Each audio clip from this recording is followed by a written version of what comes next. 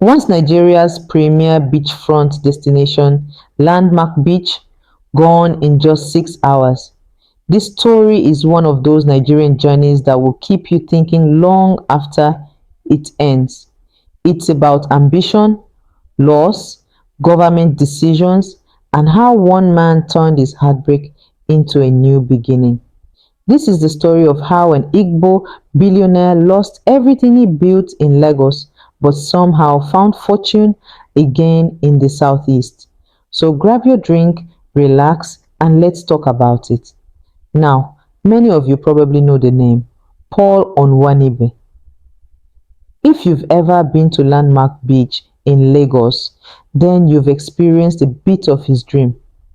That beautiful stretch of private beachfront on Victoria Island wasn't just a hangout, it was a symbol of innovation. You'd walk in and see families having fun, business people relaxing after work, tourists from all over taking photos by the ocean.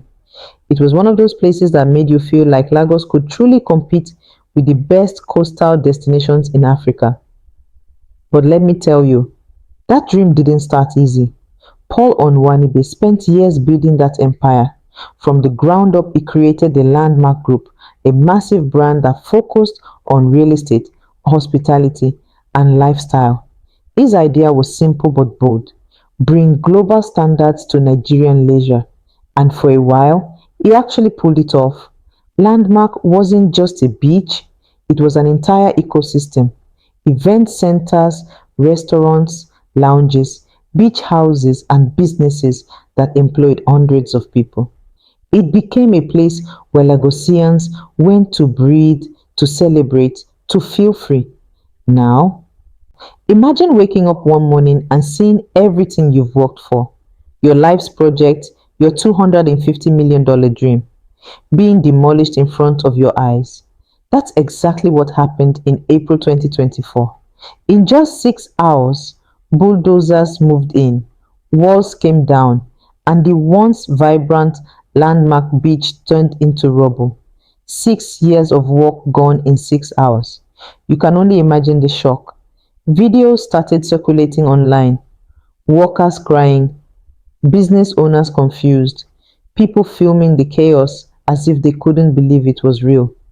And honestly, who could blame them? Landmark wasn't some illegal structure hidden away. It was one of Lagos' most famous leisure destinations.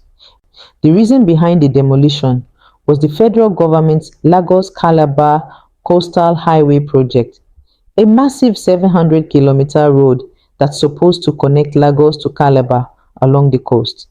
The Minister of Works, Dave Umahi, said the demolition was necessary because Landmark Beach sat on the right of way of the highway. The government argued that the land was needed for public use and that due process was followed. But here's where it gets complicated. Landmark's management claimed they were barely given enough time to respond. They said notices came late, meetings were rushed, and compensation was unclear. And within hours, the place was gone. For Paul Onwuanibe, it wasn't just about losing buildings.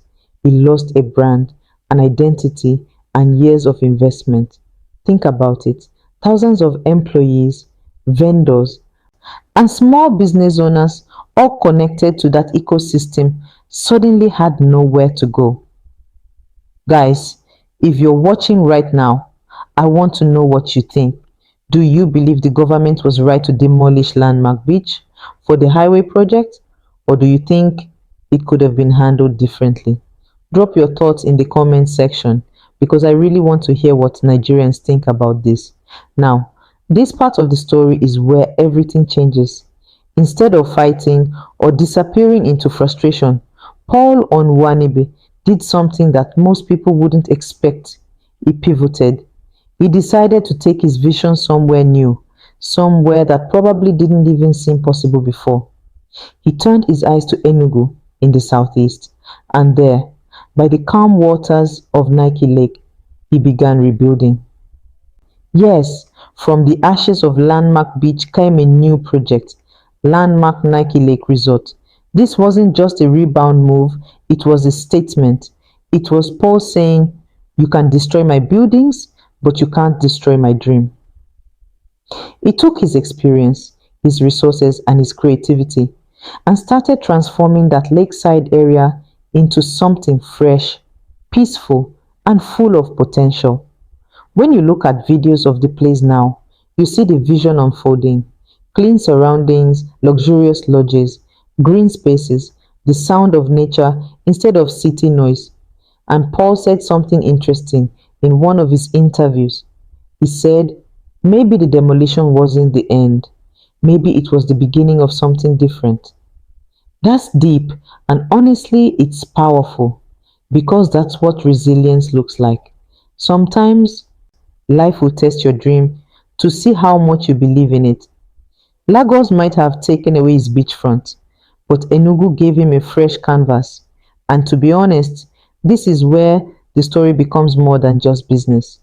It becomes emotional. It's about a man who lost everything in a city known for ambition, only to find peace in a region that many investors often overlook. You see, Paul's move to Enugu isn't just a comeback, it's a signal that the Southeast is ready for bigger things. The region has been craving serious private investment, and this might just inspire other entrepreneurs to look beyond Lagos and Abuja. Think about it.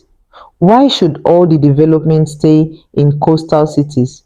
Enugu, Anambra, Imo. These places have natural beauty, lakes, hills, culture, and people ready to work. All they need are investors with vision. And that's exactly what Paul is showing right now. He's not waiting for government approval to chase his goals. He's taking charge of his narrative. And that's something I think every young Nigerian can learn from. No matter what life takes from you, if you still have your mind, your creativity, and your willpower, you can always rebuild. Now, guys, let me ask you this. If you were in Paul's shoes, what would you have done after that demolition? Would you have fought the government for compensation or packed up and started somewhere new? Let's talk about that in the comments below. I love reading what you all think. And while you're at it, please don't forget to like this video, subscribe, and turn on the bell so you don't miss more stories like this. We tell real Nigerian stories, stories that teach lessons, stories that make you reflect. Because honestly, when you look closely, Landmark's demolition is bigger than one man's loss. It's a mirror showing how fragile investment can be in our country. A project that took years of hard work can vanish in hours, and that's something that should make every policymaker think twice. Investors need security, not surprises. Development should come with dialogue, not destruction. But even in the middle of all that chaos, one thing stands out: resilience, the ability to rise again when life knocks you down. Paul's journey from Lagos to Enugu is a reminder that dreams don't die, they relocate. And guys, let's be honest, this story also opens up a bigger conversation about Nigeria's approach to growth. Are we truly supporting entrepreneurs, or are we stifling them with sudden policies? Can we build infrastructure without tearing down dreams? That's something we should all reflect on, especially if we want to build a better, fairer Nigeria. If you're watching and you've ever faced a setback, whether in business, career, or personal life, this story should inspire you. It's not about how hard you fall, it's about how you rise again. So here's my question to you. Do you think Paul will make his new project in Enugu even bigger than Landmark Beach? Or will the memory of what happened in Lagos always overshadow his comeback? Tell me what you think in the comments. And if you've watched up to this point, I appreciate you. You're the reason we keep telling these stories. Please tap the like button if you're enjoying this gist so far. It really helps the video reach more people. Now, imagine standing at the very place where your dream once stood. Empty land, broken wood, cracked concrete, and silence where laughter used to be. Most people would have walked away, maybe even disappeared from public view. But Paul didn't. He did interviews, he spoke calmly, And he said something that really struck a chord with me. He said, "Every challenge creates an opportunity." Think about that. For a man who just lost a $250 million project, to still speak with calm confidence, that's not ordinary strength, that's vision. And that's exactly what separates true builders from the rest. What I find inspiring about this story is not just that he moved to Enugu, but how he's changing the conversation about business in Nigeria. For too long, we've heard that if it's not Lagos, it can't thrive. But this man is proving that growth doesn't have a postal code, it has a mindset. Enugu might not have the ocean breeze of Victoria Island, but it has peace, space, and potential. And right now, the landmark Nike Lake Resort is shaping up to become one of the most beautiful tourist destinations in the southeast. Picture this: calm blue water, mountain views, fine architecture, and local culture all blending into one elegant resort experience. It's like Landmark Beach has been reborn, but this time in a way that's even more connected to nature and community. And honestly, that's something we can all learn from. When one door closes, it doesn't mean your journey is over. It might just mean your destination has changed. Lagos was the start of Paul's dream, but Enugu might be the fulfillment of it. Now, guys, let's be real. The landmark demolition story brought up a lot of emotions: anger, sadness, confusion, and even political debates. Some said it was for national development, others said it was a loss that could have been avoided. But beyond the arguments, what really matters is the lesson. Because this story shows us the true cost of development when it's not balanced with communication. Every investor, whether Nigerian or foreign, needs confidence that the investments are protected. You can't build a nation by destroying trust. And you can't inspire future entrepreneurs if they keep seeing stories of loss without justice. So, if we really want Nigeria to grow, we must create an environment where businesses and government work hand in hand, not against each other. But as Nigerians, we also have a role to play. We have to support visionary people when they rise again. We have to travel to those new places, spend money there, and promote them. Imagine if everyone watching this video decided to visit Enugu this year, maybe even go to Nike Lake Resort. That's how change starts: one visit, one recommendation, one positive review at a time. So, to everyone watching right now, let me ask you, what do you think is the future of tourism in Nigeria?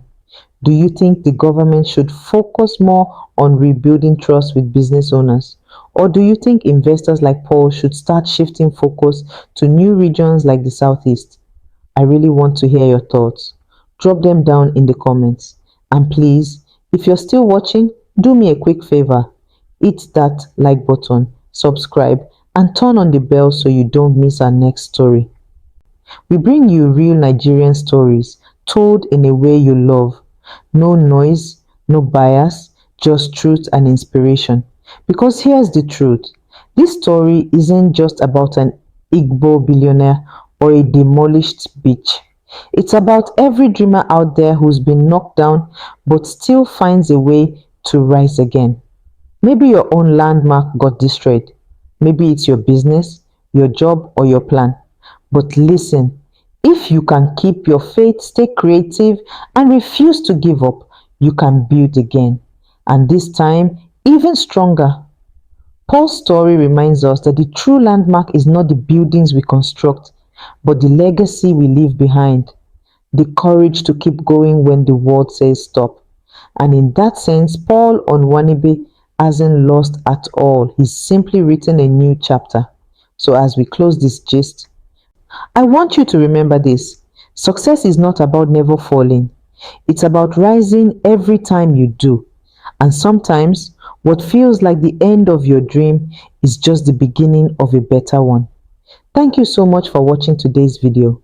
If this story inspired you even a little, Please give it a thumbs up. It really helps the channel grow.